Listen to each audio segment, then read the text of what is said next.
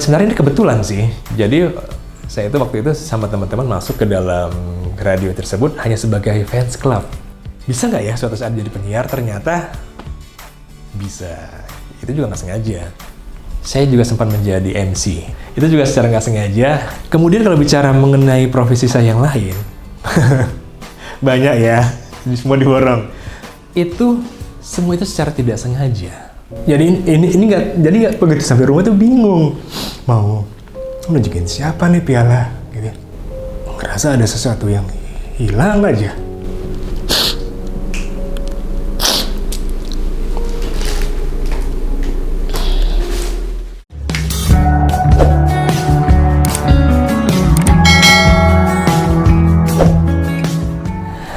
Hai guys, kenalkan saya Iwan dan saya senang sekali bisa hadir di sini di channel Kisahku TV. Nah, kali ini saya bakalan cerita sedikit tentang profesi saya dan mungkin teman-teman yang kenal saya atau sebagian sudah pada tahu nih kira-kira kalau profesi saya itu di bidang entertain apa-apa aja. Tapi buat kalian mungkin yang belum tahu, sebenarnya saya di entertain itu sudah lama ya. Terjun di entertain dari tahun 93 sebenarnya. Tapi dari tahun 92 itu saya sudah aktif di bidang rap. Jadi zaman-zaman dulu masih ada pertama sekali muncul rap itu yaitu siapa? Iwake ya, Iwake. Kemudian pada tahun 94 itu saya mulai pertama sekali kerja dan kerja itu juga tidak sengaja. Yaitu di bidang radio ya. Jadi pada saat itu saya menjadi seorang penyiar yang kebetulan sebenarnya ini kebetulan sih. Jadi saya itu waktu itu sama teman-teman masuk ke dalam radio tersebut hanya sebagai fans club. Jadi dalam radio tersebut banyak sekali talent-talent ya. Fans clubnya itu ada rapper, ada dancer, ada cheers, macam ya. Nah, tak berapa lama setelah bergabung di radio sebagai fans club ya, di situ dibuka lowongan sebagai penyiar khusus untuk fans club. Wah, senang sekali dong saya ya. Jadi pada saat itu, kenapa sih nggak coba? Karena memang dari kecil saya memang udah suka seni. Dari kecil itu udah suka nyanyi, udah suka menggambar, baca-baca puisi, itu ya dari SMA juga udah suka. Terus ya udah dicoba deh dan alhamdulillah keterima. Wah, senang dong tentunya. Pertama sekali ngebayangin adalah itu waktu zamannya SMA ngebayangin bisa nggak ya suatu saat jadi penyiar? Ternyata bisa. Itu juga nggak sengaja. Dan selang berapa tahun ya, saya di situ cuman sekitar setahun. Karena waktu itu ada dua pilihan antara kuliah dan siaran. Jadi pada saat itu nilai saya juga jeblok ya waktu kuliah. Akhirnya saya milih antara kuliah atau siaran. Akhirnya saya milih kuliah karena tinggal satu tahun lagi. Ya udah saya mikir, aduh sayang ya. Ya udah deh, lanjutin kuliah aja. Akhirnya radio pun ditinggalkan. Dan di radio pada saat itu saya memakai nama T.O. Itu bukan Tio ya, tapi singkatan dari 21 Bucks. 21 T.O. Kenapa saya pakai 21 Bucks? Nah, pada saat itu saya juga memakai nama rappernya adalah 21 Bucks. Karena mungkin kalian semua sudah tahu ya, kalau namanya rapper juga pasti jarang pakai nama asli. Ya, ada kayak zaman dulu itu ada Vanilla Ice, mungkin kalian nggak tahu ya. Atau mungkin ada yang tahu, di zaman kalian kan ada yang tahu, ada yang kenal Vanilla Ice. Itu sebenarnya adalah nama aslinya adalah Tommy Van Winkle. Nah, saya juga kepikiran kenapa sih artis-artisnya kok pakai nama-nama palsu atau AKA ya, nama-nama ngetop. Saya kepikiran apa ya yang bisa saya pakai untuk nama rapnya. Ya udah, kepikiran saya 21 Bucks. Kenapa 21 Bucks? ada nyambung-nyambung nih antara 21, jadi Iwan gitu deh. Sebenarnya gitu ya. Oke, kemudian lanjut setelah selesai kuliah, ya alhamdulillah saya selesai juga ya. Selesai kuliah, tamat. Kemudian di situ saya sempat bergabung dengan teman-teman itu juga teman-teman dari apa ya, nggak sengaja kenalnya ini. Jadi dari teman ke teman, mereka punya satu grup parodi. Nah, jadi zaman itu ada parodi. Kalau kita bilang mungkin masa-masa itu di Indonesia yang terkenal itu adalah Project Pop ya, atau Padiangan. Jadi ya udah, saya di situ sempat gabung dan juga ya ngajar-ngajar di beberapa sekolah juga. Ya alhamdulillah ya, yang namanya secara nggak sengaja kayak hobi tapi bisa menghasilkan gitu deh. Kalau bicara masalah dance, saya juga waktu itu sempat menjadi dancer ya. Dancer ini sebenarnya secara apa ya, nggak sengaja sih sebenarnya. Nah, mungkin guys, kalian pada masa itu ngebayangin ada kompetisi rap yang mana salah satu penilaian adalah si rapper itu harus bisa ngedance. Tuh, ngebayangin coba. Padahal apa juga hubungannya ya? Saya juga nggak tahu. Nah, saya sendiri itu sebenarnya memang nggak bisa ngedance, sama sekali nggak bisa ngedance. Jadi kebetulan ya, satu tim saya itu namanya Didit ya, dia bisa ngedance. Ya udah, dia bilang, "Wan, yuk kita ngedance yuk." Gimana? Saya juga nggak tahu gimana, sama sekali nggak bisa ngedance. Dan akhirnya ya udah kita coba deh, karena kita sih mikir salah satu penilaian untuk lomba rap itu adalah harus bisa ngedance. Akhirnya belajar pelan-pelan. Ya udah, akhirnya bisalah ngedance. Nah, bicara mengenai ngedance ini juga berlanjut nih. Pada saat saya parodi tadi, ya sempat ngajar-ngajar di beberapa sekolah. Akhirnya di beberapa sekolah itu juga sempat minta saya ngajar dance, gitu. Ya alhamdulillah ya. Secara nggak langsung, yang namanya hobi yang tidak sengaja tadi itu bisa menghasilkan.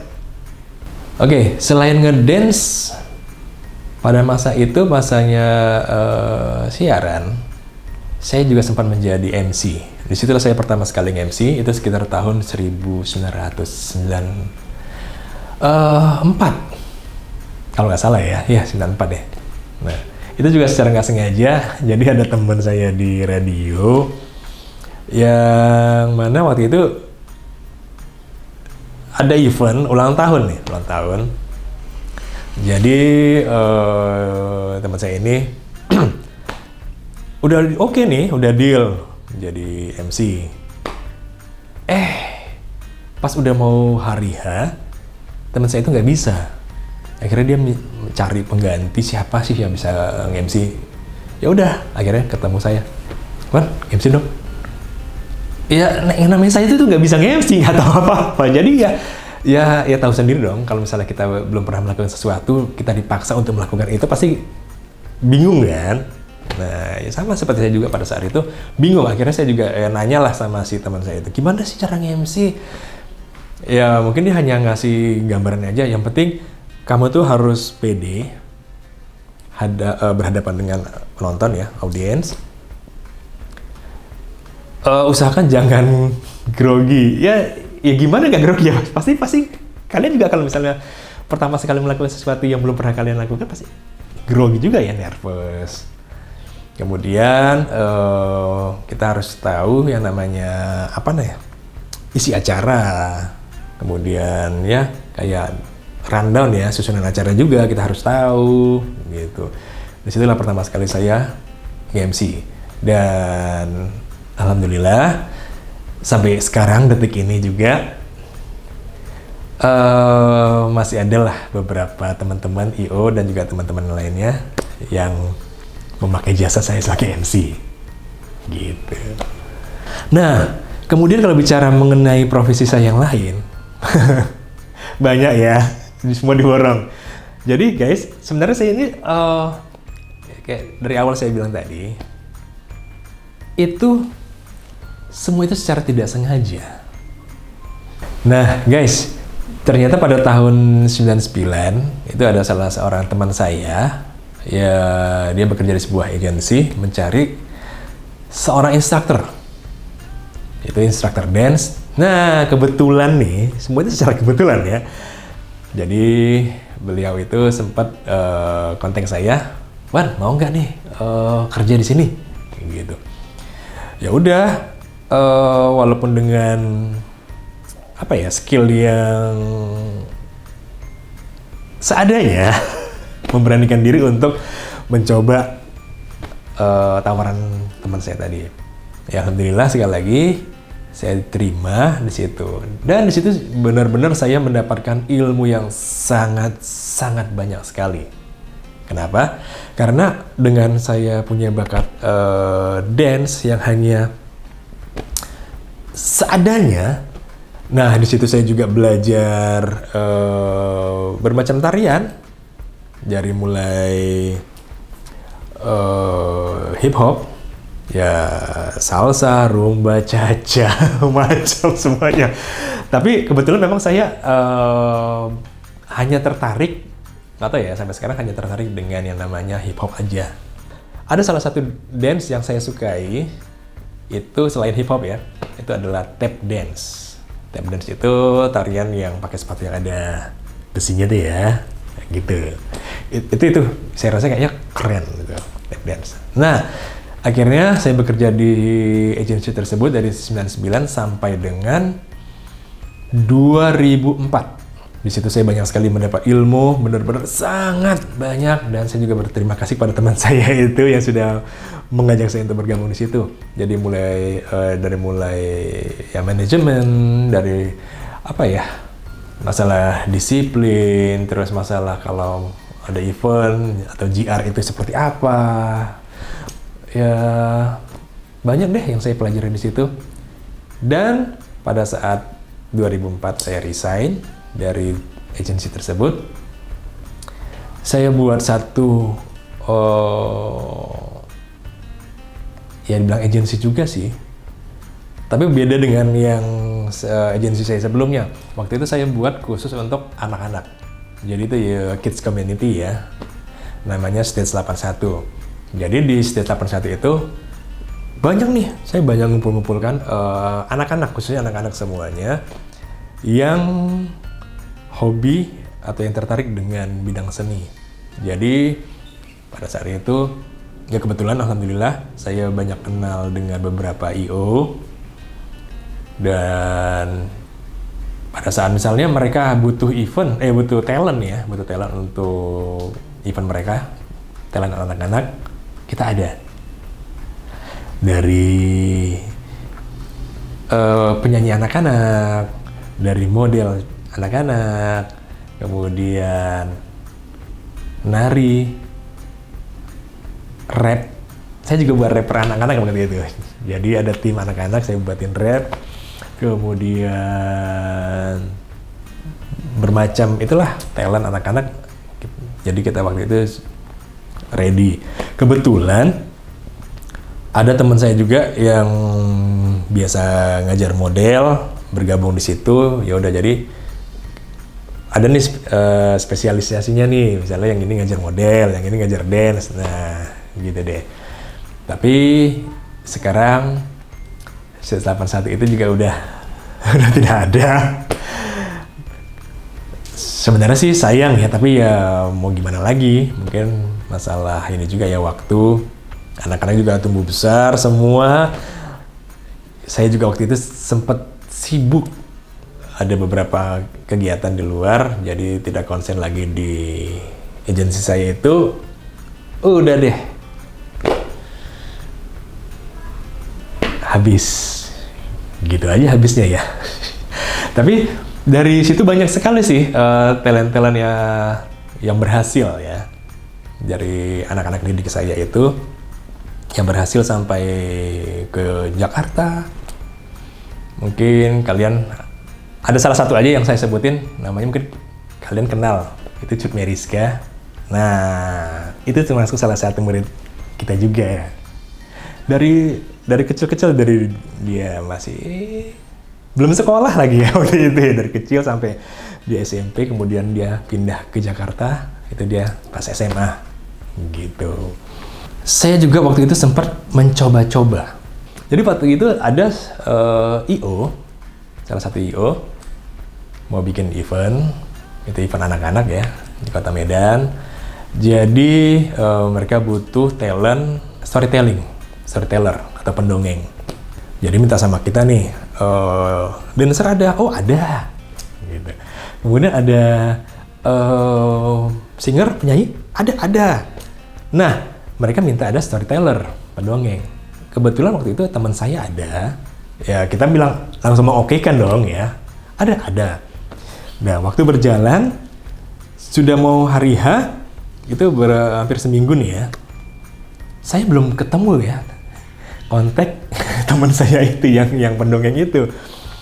Jadi saya sempat, waduh mana nih? Saya sempat bingung mencari di mana, cari sana, cari sini. Akhirnya di situ saya memberanikan diri untuk belajar menjadi pendongeng. Sebenarnya lucu, antara lucu, seru, tapi ya gimana ya, saya ya udah memberanikan diri aja. Dan pada saat itu saya hanya dengan modal berani, maksudnya berani tampil ke depan, ya mungkin kayak MC atau kayak saya nge-rap itu kan paling tidak kan saya udah berani nih ya berhadapan dengan audiens. Apalagi waktu itu saya juga udah berkumpul dengan anak-anak dengan di agensi saya itu. Ya udah deh, kenapa enggak coba. Kalau zaman dulu itu mungkin belum ada YouTube ya, jadi belum ada, kita mau cari referensi cerita-cerita juga masih bingung mau kemana nih gitu. Akhirnya paling saya cari buku cerita di rumah yang ada, ya, saya baca, pelajarin. Oh kayak gini toh ceritanya, oh gini. Nah, jadi waktu itu saya juga belum pakai alat peraga ya. Kalau sekarang ini saya udah pakai, itu kayak pakai puppet ya, boneka tangan. Nah, itu saya pakai. Kalau dulu belum ada. Akhirnya memberanikan diri. Dan alhamdulillah berjalan lancar. Itu rasanya. Padahal sesuatu yang belum pernah saya buat itu. Ada satu juga profesi saya yang secara tidak sengaja juga nih. Mungkin kalau kalian guys ngerasa ini si Iwan ini kok semuanya nggak sengaja ya, gitu. Jadi waktu itu ada satu profesi saya lagi, yaitu pantomim. Pantomim ini juga ceritanya hampir sama kayak dongeng tadi ya, storytelling tadi. Gitu juga udah saya okekan dengan IO. Ada. Sudah last minute dicari kontak personnya, teman-teman saya itu yang biasa pantomim itu nggak ada. Itu bener-bener, waduh, gimana ya, bingung nih. Dan akhirnya memberanikan diri untuk menjadi seorang mimer atau seorang pantomim. Dengan modal nekat, dengan bedak yang seadanya. Mungkin kalian kalau ngebayangin kalau sekarang itu apa ya? Kalau misalnya orang awam mungkin ngebayang itu bedak apa sih yang dipakai? Nah, sama, saya waktu itu juga bingung mau pakai bedak apa. Kalau sekarang memang udah ada bedak khusus ya, memang untuk ini ya, pantomim. Dulu, ini agak sebenarnya lucu sih. Itu saya pakai bedak dingin. Itu lucu, asli sebenarnya. Tapi ya untungnya IO dan klien itu nggak masalah ya. Ngebayang dong, bedak dingin, kalau kita gerasin aja retak, pecah. Gitu. Itu lucu, itu asli.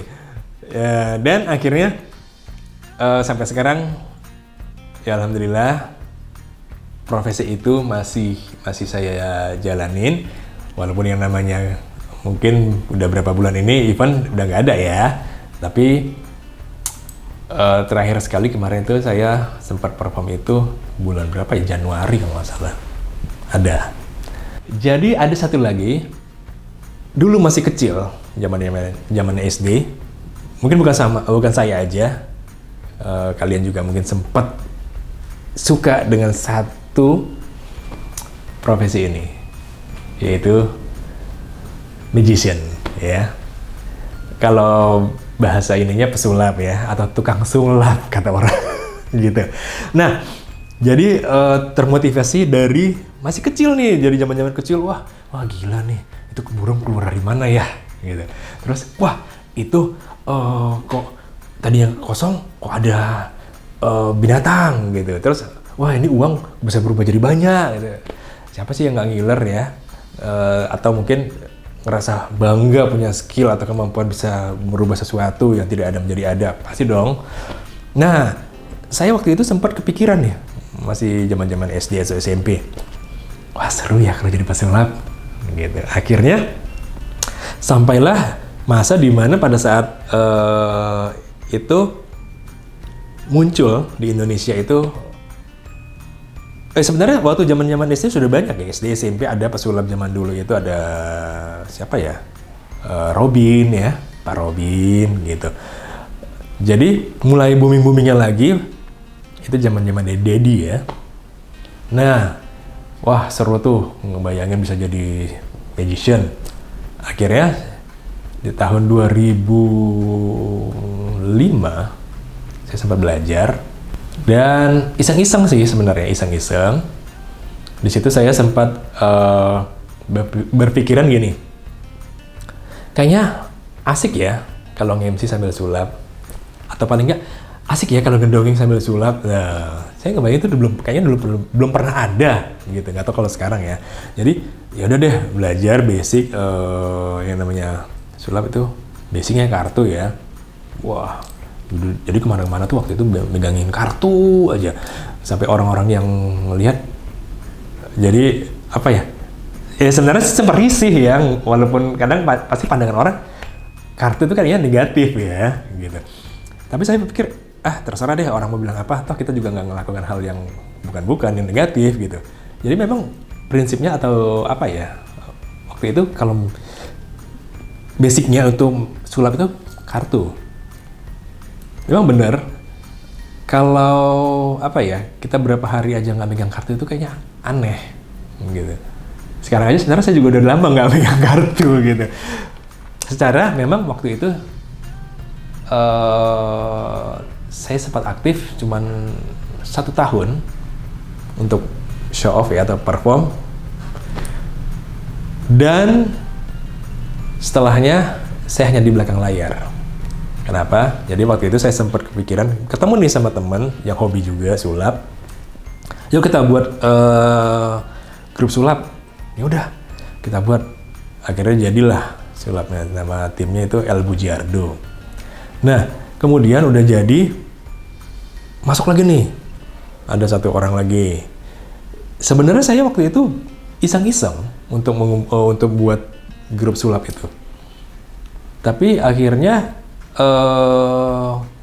kok jadi ini ya, lumayan ya, jadi kayak mata pencarian gitu. Kenapa? Karena beberapa IO yang waktu itu memang butuh talent, taunya itu mungkin kami. Saya juga waktu itu ada beberapa pesulap juga, tapi mereka itu ini nih ya, memang yang jualan alat sulap gitu-gitu, ataupun atau mungkin ada yang memang belajar sulap tapi nggak berani perform. Nah kebanyakan kayak gitu. Nah akhirnya saya ngumpulin orang, teman-teman, jadilah sempat terkumpul ada sampai 9 orang, 10 orang, dan itu sebenarnya yang secara nggak sengaja, tapi untuk masuk ke situ juga saya seleksi. Kenapa? Karena yang di benak saya itu untuk tampil di event, saya takut, takut nggak mau buat nama jelek tim lah, grup gitu. Jadi paling nggak kita harus seleksi ya, skillnya, terus ya perform, penampilan, segalanya lah gitu. Akhirnya dengan kesibukan masing-masing, ada yang udah kerja, pindah tugas sampai ke daerah lain, ada yang sibuk dengan kerjaan lainnya. Yaudah, akhirnya berkurang, orangnya juga tinggal, sekarang kita tinggal 3. Tapi kita masih aktif juga sampai sekarang. Dan ya kembali lagi ke masa pandemi COVID ini. Sudah berapa bulan ini memang tidak ada event sama sekali, jadi ya stop dulu sih silam-silamnya. Tapi next kalau misalnya insya Allah ada event lagi, kita bakal tampil lagi nih ya.